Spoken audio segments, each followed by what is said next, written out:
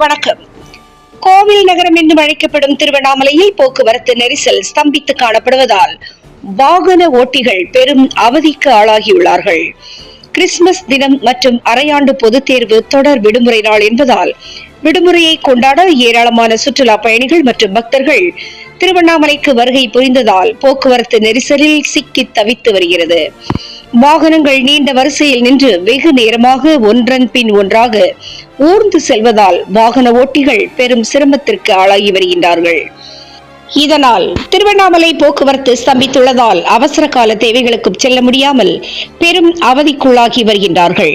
காவல்துறையினர் போக்குவரத்தை ஒழுங்குபடுத்தியும் நீண்ட வரிசையில் நிற்கும் வாகனங்களால் திருவண்ணாமலையில் போக்குவரத்து ஸ்தம்பித்துள்ளது. மேலும் தொடர் விடுமுறை என்பதால் அதிக அளவு வாகனங்கள் ஒரே நேரத்தில் செல்வதால் இதுபோன்ற போக்குவரத்து நெரிசல்கள் ஏற்படுவதோடு வாகன ஓட்டிகள் பெரும் அவதியடைந்து வருகின்றார்கள்.